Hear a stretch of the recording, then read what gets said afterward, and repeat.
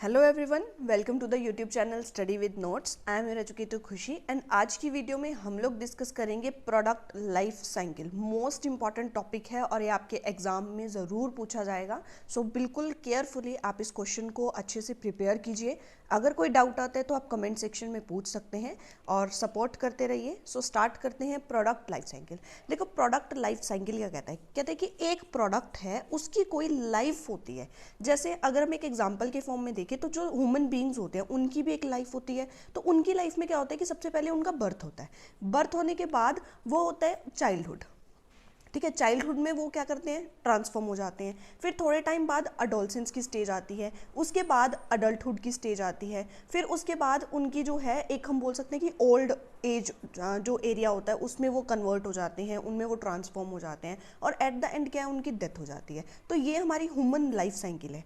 इसी तरीके से प्रोडक्ट की भी अपनी एक लाइफ साइकिल होती है। प्रोडक्ट लाइफ साइकिल कहता है कि प्रोडक्ट शुरू में बनाया जाता है, जैसे कि एक ह्यूमन बीइंग का बर्थ होता है उसी तरीके से एक प्रोडक्ट को भी बनाया जाता है जिसे हम बोलते हैं इंट्रोड्यूस करना। तो यहाँ पर आप एक डायग्राम देख सकते हैं जिसमें आपको प्रोडक्ट लाइफ साइकिल शो हो रही है। तो इसके अंदर क्या बोला गया कि जैसे देखो, ये प्रोडक्ट लाइफ साइकिल में सबसे पहले जब बर्थ होता है एक किसी भी प्रोडक्ट का तो उसे हम बोलते हैं इंट्रोडक्शन स्टेज। उसके बाद उस बर्थ के बाद जब हम उसको एक ग्रोथ फॉर्म में लेकर जाते हैं, जब उसकी हर एक चीज़ बढ़नी स्टार्ट हो जाती है, सेल्स बढ़नी स्टार्ट हो जाती हैं या जो प्रमोशन है वो भी हम इंक्रीज कर देते हैं, प्रोडक्ट भी पॉपुलर हो जाता है, हम ज़्यादा इन्वेस्टमेंट करते हैं अपने प्रोडक्ट के ऊपर सो दैट वो क्या है और ज़्यादा ग्रोथ हो जाए। ठीक है, तो ग्रोथ करना बहुत ज़्यादा इंपॉर्टेंट है। लेकिन कुछ प्रोडक्ट्स ऐसे होते हैं जो ग्रोथ स्टेज में नहीं जा पाते, जिनकी इतनी पॉपुलैरिटी नहीं हो पाती या पॉपुलर नहीं हो पाते, फंड्स की कमी होती है, बहुत सारे रीजंस की वजह से कुछ प्रोडक्ट क्या होते हैं, ग्रोथ स्टेज में नहीं जा पाते। लेकिन अगर ग्रोथ स्टेज तक पहुंच गए तो नेक्स्ट स्टेप आता है, दैट इज मेच्योरिटी। मेच्योरिटी मतलब जब सब कुछ ही एक मेच्योर लेवल पे आ गया कि इससे आगे जा ही नहीं सकता। ठीक है, तो नहीं जा सकता तो उसके बाद क्या आएगी फिर last stage, that is decline. तो ये एक क्या होती है, हमारी एक प्रोडक्ट लाइफ साइकिल होती है ह्यूमन बीइंग या ह्यूमन लाइफ साइकिल की तरह, कि शुरुआत होगी और धीरे धीरे करके उस प्रोडक्ट का डाउनफॉल भी आएगा। लेकिन यहाँ पर ज़रूरी नहीं है कि डाउनफॉल ही आए। समटाइम्स अगर हम यहाँ पर कुछ इम्प्रूवमेंट कर देते हैं, इंप्रूवमेंट इन प्रोडक्ट या कुछ डाइवर्सिफिकेशन ले आते हैं, नई मार्केट में एंटर हो जाते हैं, तो ये ग्रोथ जो मेच्योरिटी स्टेज है ना वो थोड़ी थोड़ी ग्रोथ में ही चलती रहती है। तो ऐसा भी हो सकता है और डिक्लाइन फेज में भी आ जाती है। और डिक्लाइन फेज में आने के बाद भी हम इसको ऊपर की तरफ शिफ्ट कर सकते हैं अगर हम यहाँ पर इस फेज में भी आकर हम कुछ इंप्रूवमेंट कर दें। ठीक है, तो प्रोडक्ट लाइफ साइकिल ये है। सो पढ़ते हैं प्रोडक्ट लाइफ साइकिल क्या है। Product life cycle contains 4 distinct stages. 4 stages हैं, इंट्रोडक्शन, ग्रोथ, मेच्योरिटी, डिक्लाइन। तो कौन कौन सी स्टेजेस हैं, that is introduction, growth, maturity, decline. इनको वन बाय वन हम अभी डिस्कस करेंगे। Each stage is associated with change in product marketing position. और हर एक स्टेज जुड़ी हुई है मार्केटिंग पोजीशन में चेंज होने से। तो जैसे ही मार्केटिंग पोजीशंस चेंज होती हैं, हमारी जो स्टेजेस हैं वो आगे की तरफ मूव होती हैं। जैसे आगे की तरफ कैसे मूव होंगी कि हम इंट्रोडक्शन स्टेज पे थे और हमारी मार्केटिंग पोजीशन क्या कह रही है कि हम थोड़ा अच्छा इंप्रूव कर रहे हैं, हमारी जो सेल्स हैं वो बढ़ रही हैं। तो ये क्या हो गया, ये पोजीशन में चेंज होने की वजह से हम मूव कर रहे हैं एक स्टेज से दूसरी स्टेज की तरफ। तो इसको हम बोलते हैं स्टेज मूवमेंट। ठीक है, तो यहाँ पर पोजीशन की वजह से हमारी जो स्टेजेस हैं वो भी चेंज होती हैं। The product life cycle is a stage a product goes through the introduction to the withdrawal from the market. हमें यहाँ से क्या करना है, सबसे फर्स्ट स्टेज मैंने क्या बताई कि यहाँ पर हमारी क्या होगी, इंट्रोडक्शन स्टेज होगी। इंट्रोडक्शन स्टेज है। इंट्रोडक्शन स्टेज के बाद हमारी सारी स्टेजेस को फॉलो करने के बाद एक डिक्लाइन आएगा। अगर हमारा प्रोडक्ट जो है वो डिक्लाइन फॉर्म में आ गया और इम्प्रूवमेंट नहीं हो रही है, हम अपग्रेड नहीं हो रहे हैं, हमने किसी भी चीज़ में चेंजेस नहीं की हैं, तो ये डिक्लाइन आने के बाद एक टाइम ऐसा आएगा कि ये मार्केट से आउट हो जाएगा। जैसे आप लोगों के पास एक एग्जाम्पल होगी किसकी, नोकिया के फ़ोन की। ठीक है, नोकिया के फ़ोन में क्या था, एक टाइम पे उसकी इंट्रोडक्शन हुई होगी, ग्रोथ भी हुई होगी, एक लेवल पे वो जाकर मेच्योर भी हो गया होगा, मेच्योरिटी लेवल आई होगी, मेच्योरिटी स्टेज आई होगी, फिर डिक्लाइन भी आया। और एट प्रेजेंट अगर हम बात करें तो नोकिया जो है वो मार्केट से बिल्कुल आउट है। क्यों आउट है, क्योंकि उसने अपनी टेक्नोलॉजी में इंप्रूवमेंट नहीं की। वही कीपैड जो कि एट प्रेजेंट बहुत कम लोग यूज़ करते हैं और आने वाली जनरेशन शायद यूज़ करे ही ना। तो यहाँ पर अगर हम उन्हीं चीज़ों को फॉलो करते रहेंगे तो हमारी जो है वो डाउनफॉल आना बनता है और लास्ट में हमें मार्केट से विड्रॉ भी करना पड़ेगा। और this is the last stage, withdrawal from market. इसमें कोटेशन है। कोटेशन क्या बोलती है कि a new product needs to be explained while a mature product needs to be differentiated। तो देखो इनको अब हम लाइन को अच्छे से समझने की कोशिश करते हैं कि लाइन बोलना क्या चाहती है। A new product need to be explained, मतलब जब भी हम नया product development, new product development कर रहे हैं, उस टाइम पर जब एक नया प्रोडक्ट है, उस न्यू प्रोडक्ट को जब वो इंट्रोडक्शन स्टेज में है, उस स्टेज में उस नए प्रोडक्ट को एक्सप्लेन होने की ज़रूरत है। एक्सप्लेन मतलब उसको लोगों को बताने की ज़रूरत है, उनको कस्टमर को अवेयर करने की ज़रूरत है कि हमने ये नया प्रोडक्ट लॉन्च किया है।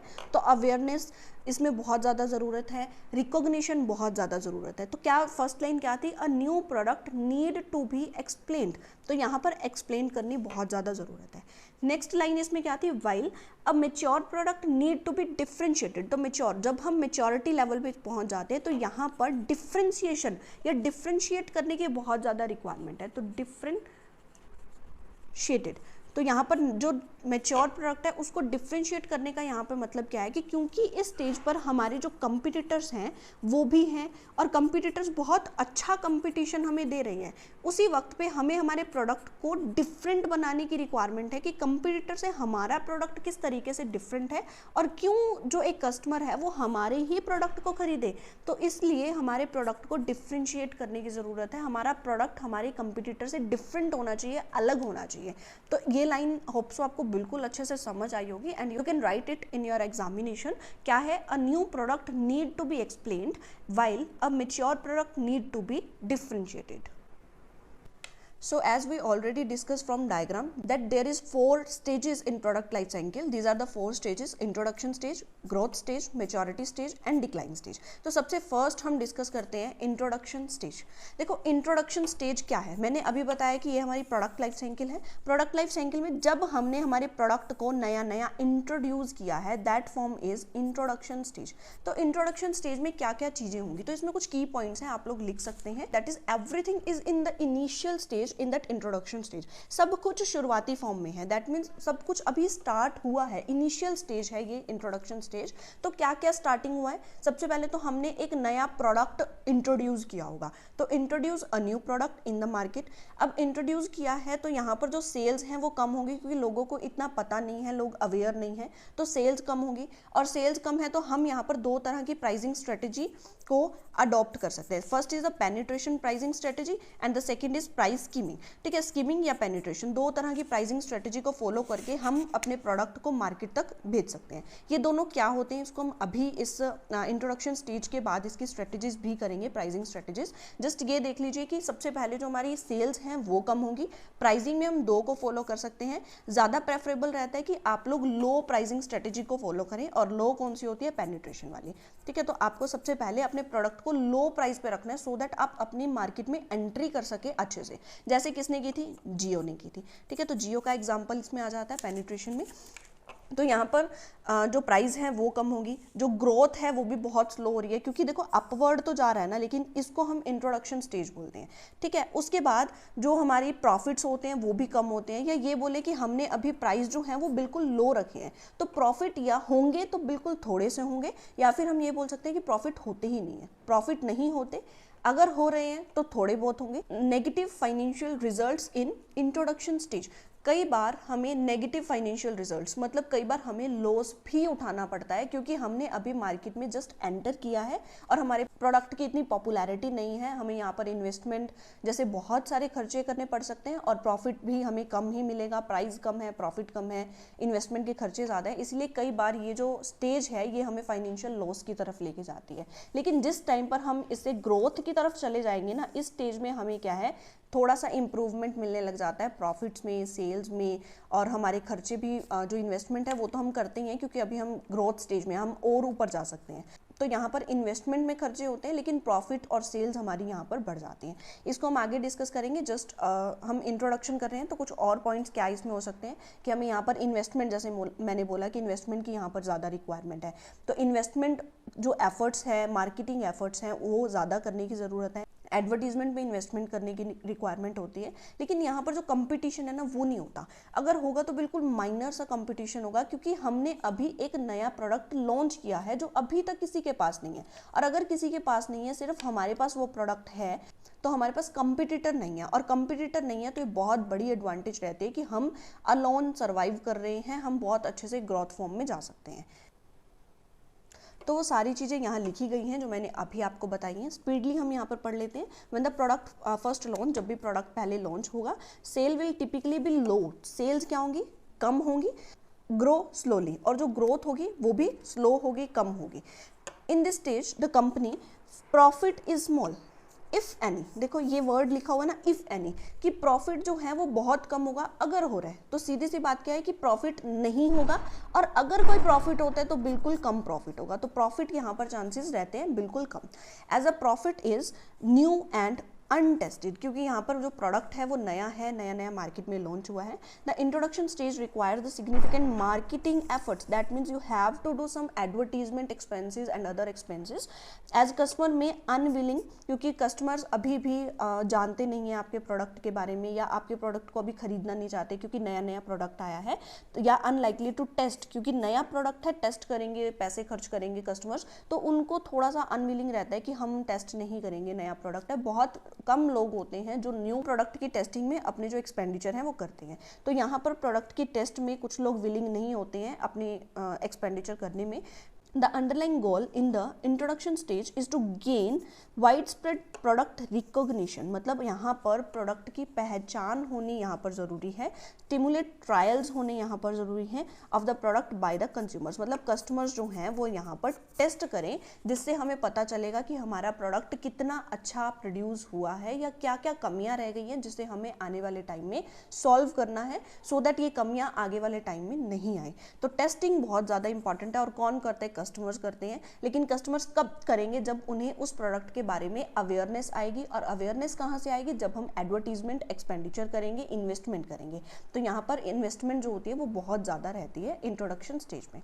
Marketing efforts should be focused on customer base of innovators, तो यहाँ पर मार्केटिंग एफर्ट्स करने की रिक्वायरमेंट है, वही एडवर्टीजमेंट एक्सपेंसेस की यहाँ पे बात हो रही है। और यहाँ पर फोकस किस पे किया जाता है, उन इनोवेटर्स पर हम यहाँ पर फोकस करते हैं जो इनोवेटर्स नए प्रोडक्ट को टेस्ट करने में बहुत ज़्यादा इंटरेस्टेड होते हैं। क्योंकि देखो सारे इंटरेस्टेड नहीं होते, लेकिन कुछ ऐसे कस्टमर्स होते हैं, कुछ ऐसे पोटेंशियल कस्टमर्स होते हैं जो नए प्रोडक्ट को टेस्ट करने में काफ़ी अच्छा फील करते हैं कि नया प्रोडक्ट आया तो हम यूज़ करके देखें कैसा है, ठीक है। तो वो कस्टमर्स को क्या बोलते हैं, हम इनोवेटर्स बोलते हैं। There are 2 pricing strategies, that is most important. 2 pricing strategies हैं इंट्रोडक्शन स्टेज के अंदर, जो मैंने आपको पहले ही बताई, पेनिट्रेशन एंड स्कीमिंग। तो अब समझो कि स्कीमिंग एंड पेनिट्रेशन क्या होता है। देखो सबसे पहले स्कीमिंग के लिए ना एक लाइन यूज की जाती है, that is scheme the cream. Scheme the cream का मतलब क्या है कि जैसे मिल्क होता है, तो मिल्क के ऊपर जो क्रीम होती है वो ज़्यादा वैल्यूएबल होती है ना, और उसके बाद जो milk rest of the milk होता है वो उसकी value as compare to cream less होती है। तो यहाँ पर वही बोला गया कि जब भी आप अपने नए प्रोडक्ट को डेवलपमेंट कर रहे हो, न्यू प्रोडक्ट डेवलपमेंट हो रहा है, तो उस टाइम पर अपने प्राइस को इनिशियल स्टेज पर अपने प्राइस को क्या रखो, हाई रखो। मतलब शुरुआत में जो है ना वो क्रीम खा लो, और उसके बाद अपने प्राइस को क्या कर दो, लो कर दो। मतलब पहले वैल्यू जनरेट कर लो, जितना भी आपने एक्सपेंडिचर किया है सब कुछ उतना वैल्यू आप जनरेट कर दो, बाद में जो रेस्ट ऑफ द थिंग्स होंगी वो आपको ऑटोमेटिकली मिलती रहेंगी धीरे धीरे, ठीक है। तो यहाँ पर स्कीमिंग प्राइसिंग क्या कहता है कि जब भी आपने नया प्रोडक्ट डेवलपमेंट किया है, उस डेवलपमेंट में जो इनिशियल प्राइजेस होंगे, स्टार्टिंग फेज में जो प्राइजेस होंगे वो आपको क्या रखने हैं, हाई रखने हैं। फिर ग्रेजुअली आपको क्या करना है, उस प्रोडक्ट के प्राइस को धीरे धीरे रिड्यूस करते रहना है, that is price skimming. Charging the initial high prices and gradually reducing the pricing as marketing grow. जैसे जैसे मार्केट ग्रो होती रहेगी, आपको अपने प्रोडक्ट का जो प्राइस है वो रिड्यूस कर देना है, लेकिन शुरुआत में क्या रखना है, हाई प्राइस रखना है। Next is price penetration. Penetration opposite है स्कीमिंग से। पेनिट्रेशन क्या कहता है कि जब आप इनिशियल स्टेज पर हो, आपने नया प्रोडक्ट डेवलपमेंट किया है, न्यू प्रोडक्ट डेवलपमेंट है, तो स्टार्टिंग फेज में आपको क्या रखना है, आपको अपने प्रोडक्ट की प्राइसिंग लो रखनी है, तो लो प्राइस रखो। लेकिन एक टाइम के बाद जब आप ग्रोथ स्टेज में आ गए या आपके प्रोडक्ट कस्टमर्स को पसंद आ रहे हैं, तो आप अपने प्राइस को हाई कर सकते हैं। ये स्ट्रेटजी क्यों अपनाई जाती है? ये मोस्टली अगर आप किसी नई मार्केट में एंटर होना चाहते हैं, क्योंकि कस्टमर हमेशा ये देखता है ना कि हम कम प्राइस में अच्छे से अच्छे प्रोडक्ट को ले लें, तो कम से कम प्राइस में हम कस्टमर को अच्छा से अच्छा प्रोडक्ट दे पाएँ, तो दैट इज़ पेनिट्रेशन प्राइसिंग। और ये क्या होता है? एंट्री स्ट्रेटजी में होता है। एंट्री स्ट्रेटजी में होता है। और जियो का जैसे मैंने आपको बताया कि बेस्ट एग्जाम्पल है। जियो ने क्या किया था, स्टार्टिंग में फ्री में सिम्स अलॉट की थी, इंटरनेट की आदत डाली सबको, फिर उसके बाद धीरे धीरे उन्होंने उसी रेंज में लाकर खड़ा कर दिया जितने के उनके कंपटीटर के प्राइसिंग है। तो जियो के प्राइसिंग आज बिल्कुल सिमिलर हैं other competitors, Reliance, Airtel, Vodafone and all that. तो यहाँ पर क्या किया उन्होंने, जस्ट एंट्री स्ट्रेटजी के लिए, लोगों को आदत डालने के लिए या अपने आप को उन कंपटीटर्स के बिल्कुल इक्वल रखने के लिए उन्होंने क्या किया, लो प्राइस में एंट्री की। अब एट प्रेजेंट वो हाई प्राइस जो बाकी कंपटीटर्स का है उसमें सर्वाइव कर रहे हैं, that is the penetration pricing. तो low price to quickly enter in the market में क्विकली एंटर होना चाहते हो तो आप क्या करो, लो प्राइस में एंट्री कर लो और अपने कंपटीटर के बिल्कुल कंपटीशन में आके खड़े हो जाओ। Second stage of product life cycle is growth stage. Growth stage में देखो हमने यहाँ पर क्या किया था कि हमारे पास इंट्रोडक्शन स्टेज था, उसके बाद हम थोड़ा सा और अपर स्टेज पर चले गए, दैट इज ग्रोथ। ठीक है, अब इस ग्रोथ में क्या होता है कि कुछ चीज़ें और इंक्रीज हो जाती है। क्या इंक्रीज हो जाता है? हमारे प्रॉफिट इंक्रीज हो जाता है, सेल इंक्रीज हो जाती है, ऐसे बहुत सारी चीज़ें इंक्रीज हो जाती हैं। तो अब स्टडी करते हैं ग्रोथ स्टेज में क्या क्या ग्रोथ होती है। तो यहाँ पर देखो क्या बोला गया, if the product continues to thrive मतलब जब प्रोडक्ट जो है वो कॉन्टिन्यूसली ग्रो हो रहा है, थ्राइव मतलब ग्रो, फलना फूलना, मतलब जब प्रोडक्ट ग्रोथ होती है, मीट मार्केट नीड्स, मार्केट की नीड्स को पूरा कर रही होती है हमारा product, the product will enter into the growth stage. तो प्रोडक्ट हमारा क्या है, ग्रोथ स्टेज में एंटर हो जाता है, क्योंकि वो हमारी मार्केट की नीड्स को कंप्लीट कर रहा है। मार्केट की नीड्स को कंप्लीट करने के बाद ऑटोमेटिकली कस्टमर्स की नीड कंप्लीट हो रही है, कस्टमर की नीड्स फुलफिल हो रही है, कस्टमर सेटिस्फाइड हो रही है, तो हमारा प्रोडक्ट ऑटोमेटिकली ग्रोथ स्टेज में चला जाएगा। तो ग्रोथ स्टेज में चीज़ें कौन कौन सी ग्रो होती हैं? सबसे पहले हमारी जो सेल होती है वो इंक्रीज होती है। सेल इंक्रीज होगी तो इससे हमारा प्रॉफिट भी इंक्रीज होगा। ठीक है, उसके बाद डिमांड ज़्यादा होती है, क्योंकि देखो डिमांड ज़्यादा है तभी तो सेल ज़्यादा हो रही है, तो डिमांड भी इसमें ज़्यादा होती है। प्रोडक्शन भी हमें इंक्रीज करना पड़ता है, क्योंकि प्रोडक्ट की डिमांड ज़्यादा है, सेल ज़्यादा हो रही है, तो प्रोडक्शन भी ऑटोमेटिकली इंक्रीज। ये सारी चीज़ें आपस में रिलेटेड हैं। प्रॉफिट ज़्यादा है, रेवेन्यू ज़्यादा है, ये सारी चीज़ें ज़्यादा होंगी। उसके बाद हमें यहाँ पर ना एक्सपेंशन करना होता है। एक्सपेंशन मतलब अगर हम ग्रोथ स्टेज में आ गए हैं, हम चाहते हैं कि हम और ज़्यादा अपर फॉर्म में आए, दैट मीन्स मेच्योरिटी के लेवल तक आ जाए इस ग्रोथ के बाद, तो हमें यहाँ पर कुछ ना कुछ एक्सपेंशन करना ज़रूरी है। एक्सपेंशन किस चीज़ों में हो सकता है? या तो हम प्रोडक्ट में एक्सपेंशन कर सकते हैं या हम मार्केट में एक्सपेंशन कर सकते हैं। तो जो यहाँ पर एक्सपेंशन है उसकी अवेलेबिलिटी होती है, हमें एक्सपेंशन करना ज़रूरी होता है। यहाँ पर जो प्रोडक्ट है वो थोड़ा बहुत पॉपुलर हो जाता है, क्योंकि हमने कुछ एडवर्टीजमेंट वगैरह की थी इंट्रोडक्शन स्टेज में, इन्वेस्टमेंट की थी एडवर्टीजमेंट में, मार्केटिंग एफर्ट्स किए थे, तो यहाँ पर हमारा प्रोडक्ट पॉपुलर फॉर्म में आ जाता है। लेकिन need to be regular recognition, कि यहाँ पर अभी रिक्वायरमेंट है कि हमें और ज़्यादा रिकॉग्निशन या पॉपुलैरिटी प्रोडक्ट की करनी है। और यहाँ पर कंपटीटर एंट्री ले लेता है। सबसे इंपॉर्टेंट चीज़ कि यहाँ पर कंपटीटर की एंट्री हो जाती है, क्योंकि कंपटीटर को पता चल गया कि ये जो कंपनी है, इस कंपनी ने क्या प्रोडक्ट, एक नया प्रोडक्ट डेवलपमेंट किया, इस नए प्रोडक्ट की डेवलपमेंट में इस कंपनी को प्रॉफिट हो रहा है। अच्छा, अगर ये कंपनी प्रॉफिट ले रही है तो मुझे भी प्रॉफिट चाहिए, है ना। तो अगर मुझे प्रॉफिट चाहिए तो मैं कंपटीटर हो गया, मैं भी अपना ऐसा ही कोई बिजनेस या इसका कोई सब्स्टिट्यूट ढूंढ के निकालूंगा। तो इसीलिए हमारा कोई कंपटीटर या फिर कोई सब्स्टिट्यूट प्रोडक्ट मार्केट में आ जाता है, यहाँ पर कंपटीटर की एंट्री हो जाती है। ठीक है, तो ग्रोथ स्टेज में सब कुछ बढ़ता है, सब कुछ पॉजिटिव फॉर्म में जाता है, लेकिन कंपटीटर की एंट्री होने की वजह से हमें एक डर हो जाता है कि कंपटीटर आ गया है, अब वो अपनी नई स्ट्रेटजीज लेके आएगा, वो हमारे कस्टमर्स को अपनी तरफ अट्रैक्ट कर लेगा। इसीलिए हमें यहाँ पर एक्सपेंशन करनी ज़रूरी है, ताकि हम और ज़्यादा ग्रोथ फॉर्म में आ सकें और मैच्योरिटी की स्टेज तक पहुँच सकें। In the growth stage, sale revenue usually grow exponentially from take off point. तो मतलब यहाँ से जहाँ से हमने इंट्रोडक्शन स्टेज को ख़त्म किया, वहीं से हमारी ग्रोथ स्टेज जो है वो शुरू हो गई, और यहीं से हमारी सेल्स बढ़ने स्टार्ट हो गई, रिवेन्यू बढ़ने स्टार्ट हो गई, प्रॉफिट बढ़ने स्टार्ट हो गए, हमने प्रोडक्शन ज़्यादा करना शुरू कर दिया। तो इसी टेक ऑफ पॉइंट से हमने क्या है, सब कुछ इंक्रीज करना स्टार्ट कर दिया है। Competition in the growth stage is often files. Files का मतलब क्या होता है कि भयंकर या बहुत ज़्यादा हैवी फॉर्म में हमारी जो कंपटीशन है वो आ जाता है ग्रोथ स्टेज में। As a competitor introduce the similar similar product, क्योंकि हमारा जो कंपटीटर होता है वो मैंने बताया था ना, कंपटीटर एंट्री कर लेगा, कंपटीटर कुछ सिमिलर प्रोडक्ट हमारे सामने लाकर खड़ा कर देता है, जिसकी वजह से हमारी जो स्टेज है वो नीचे की तरफ आ सकती है। इसीलिए हमें यहाँ पर एक्सपेंशन या कुछ इंप्रूवमेंट करने की रिक्वायरमेंट है। In this growth stage the market grows, market बढ़ेगी, कंपटीशन बढ़ेगा और सेल्स बढ़ेंगी, नंबर ऑफ कस्टमर्स भी यहाँ पर बढ़ते हैं क्योंकि हमने और भी लोगों को अट्रैक्ट किया है, हमारी सेल्स बढ़ रही है, डिमांड बढ़ रही है, तो कस्टमर्स भी यहाँ पर बढ़ेंगे। तो प्राइस जो है वो undercutting in the growth stage tend to be rare as companies in this stage can increase their sales, तो अपने सेल्स को बढ़ा सकते हैं by attracting new customers and their product of offerings. जो मैंने आपको बताया सिमिलर सेम चीज़ें यहाँ पर लिखी गई हैं कि प्रोडक्ट में सेल्स को इंक्रीज करना है, नए कस्टमर्स को अट्रैक्ट करना है। पॉपुलैरिटी इंट्रोडक्शन स्टेज से लेकर अब तक क्या है, बढ़ती जा रही है, तो पॉपुलैरिटी पे भी थोड़ा फोकस करना है, हैवी इन्वेस्टमेंट करनी है एडवर्टीजमेंट पे, तो ये सारी चीज़ें करनी है। करेक्टरिस्टिक क्या बोलते हैं, इंक्रीज सेल बढ़ेगी, मार्केट एक्सेप्टेंस बढ़ेगी, मतलब जो कस्टमर्स हैं वो भी बढ़ेंगे, कस्टमर बेस बढ़ेगा। कंपटीशन इंटेंसिफाइज भी, मतलब जो हमारा कंपटीटर्स हैं वो भी एंट्री कर रहे हैं और वो हमारे क्या हैं, कंपटीटर्स भी बढ़ रहे हैं, कंपटीशन बढ़ रहा है, ठीक है। The next stage is maturity stage which is the third stage of the product life cycle. अब यहाँ पर देखो मेच्योरिटी में क्या होता है कि जितनी भी चीज़ें हैं वो बिल्कुल मेच्योर लेवल पे आ गई हैं, जैसे कि हमने इंट्रोडक्शन स्टेज, उसके बाद ग्रोथ स्टेज और अब क्या है ये वाला मेच्योरिटी, सैचुरेशन भी इसको हम बोलते हैं, तो ये मेच्योरिटी लेवल है। इसके बाद हमारा जो प्रोडक्ट है ना वो डिक्लाइन में जाएगा, मतलब ये एक ऐसा फेज है जहाँ पर हमारी हर एक चीज़ क्या होती है, मैक्सिमम होती है, ठीक है। तो मैक्सिमम लेवल बोल सकते हैं, सैचुरेशन बोल सकते हैं, मेच्योरिटी स्टेज बोल सकते हैं।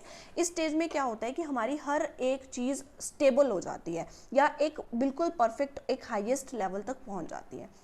कौन कौन सी चीज़ें पहुंच जाती हैं, सबसे पहले ये क्या है, ये मोस्ट प्रॉफिटेबल स्टेज है, मोस्ट प्रॉफिटेबल स्टेज है क्योंकि सबसे ज़्यादा ही इसमें सब कुछ होगा, प्रॉफिट भी ज़्यादा है। इसमें हमें जो कॉस्ट है ना वो रिड्यूस करने की रिक्वायरमेंट है। कौन कौन सी कॉस्ट रिड्यूस करने की रिक्वायरमेंट है, एक तो प्रोडक्शन कॉस्ट रिड्यूस कर दो क्योंकि हम यहाँ पर मेच्योरिटी लेवल पे पहुँच गए हैं। नेक्स्ट जो फेज़ होगा वो हमारा डिक्लाइन लेवल होगा, तो यहाँ पर हमारा जो प्रोडक्शन लेवल है, प्रोडक्शन जो कॉस्ट है उसको हमें कम करना है, हमें मार्केटिंग एफर्ट्स भी कम कर देने हैं क्योंकि यहाँ पर हम मेच्योरिटी लेवल तक पहुँच चुके हैं। तो हमारी जो प्रोडक्शन कॉस्ट है, मार्केटिंग एफर्ट्स कॉस्ट है, उसको हमें कम कर देना है। लेकिन यहाँ पर इनोवेशन की रिक्वायरमेंट है क्योंकि हम मेच्योरिटी लेवल पे पहुँच गए और हमें पता है कि हमारा नेक्स्ट जो स्टेज है दैट इज़ डिक्लाइन। लेकिन कोई भी कंपनी ये नहीं चाहती कि उसका प्रोडक्ट अब डिक्लाइन फेज में चला जाए। अब हम चाहते हैं कि हम सैचुरेशन पे पहुँच गए हैं लेकिन फिर भी हम कुछ और करके ना हम फिर से इस स्टेज को और अपग्रेड कर दें। तो इस अपग्रेड करने के लिए हमें क्या करने पड़ेगा, हमें कुछ ना कुछ इनोवेशन करनी पड़ेगी अपने प्रोडक्ट में।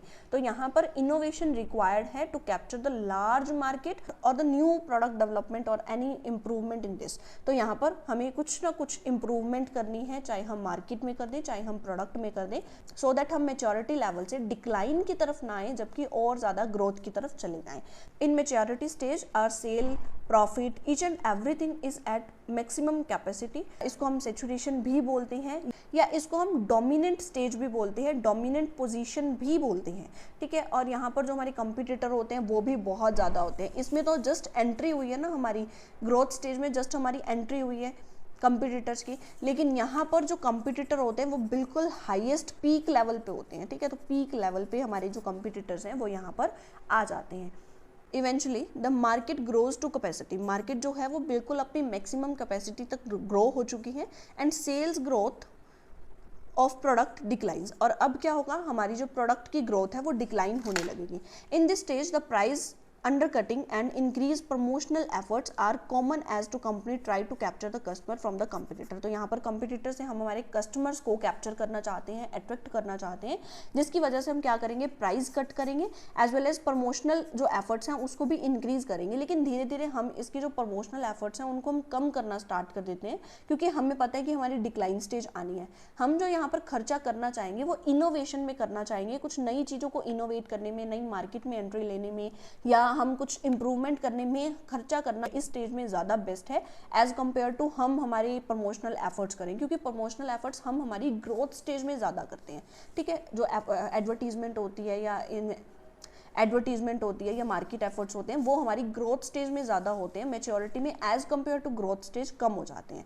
ड्यू टू फेयर्स कंपटीशन, मतलब बहुत ज़्यादा हैवी कंपटीशन होने की वजह से वीकर कंपटीटर्स जो होते हैं विल इवेंचुअली एग्जिट क्योंकि यहाँ पर हमें पता है कि डिक्लाइन फेज आ जाएगा। किनका डिक्लाइन फेज आएगा? जो कि वीकर कंपटीटर हैं। लेकिन जो वीकर कंपटीटर नहीं है, जो स्ट्रॉन्ग कंपटीटर हैं, वो इस सैचुरेशन पॉइंट के बाद भी क्या है, ग्रोथ स्टेज तक जा सकते हैं। The workplace and checkout, the strongest players in the market remain to saturate, तो यहाँ पर बने रहते हैं एंड डोमिनेट करते हैं पूरी मार्केट को। बट द बिगेस्ट चैलेंज, अब इसमें मेच्योरिटी लेवल में बिगेस्ट चैलेंज क्या आता है कि मेच्योरिटी स्टेज में हम ट्राई करते हैं टू मेंटेन द प्रॉफिटेबिलिटी, कि हमारा प्रॉफिट इसी लेवल तक बना रहे या हमारी जो सेल्स हैं वो डिक्लाइन ना हो, प्रिवेंट करने की कोशिश करते हैं या हमारी सेल को डिक्लाइन होने से बचाने की कोशिश करते हैं, क्योंकि हमें पता है कि इस मेच्योरिटी लेवल के बाद सब कुछ गिरेगा, डिक्लाइन होगा। लेकिन कंपनीज नहीं चाहती कि उनमें डिक्लाइन फेज आए, तो वो क्या करती हैं, प्रोटेक्ट करती हैं, प्रिवेंट करती हैं डिक्लाइनिंग स्टेज तक पहुंचने से, प्रॉफिटेबल को मेंटेन करके रखना चाहती हैं। Retaining customer brand loyalty is the key in the maturity stage. Maturity stage में हम हमारे कस्टमर को अपने तक ही लॉयल बना के रखना चाहते हैं। हम नहीं चाहते कि हमारे कस्टमर किसी और कंपटीटर की तरफ मूव हो जाएं, तो यहाँ पर ब्रांड लॉयल्टी बहुत ज़्यादा इंपॉर्टेंट है। और वही लोग रुकते हैं जो हमारे लॉयल कस्टमर्स होते हैं, वही हमारे प्रोडक्ट तक रुकते हैं। जो बाकी जो कस्टमर्स होते हैं वो कंपटीटर्स की तरफ मूव हो जाते हैं।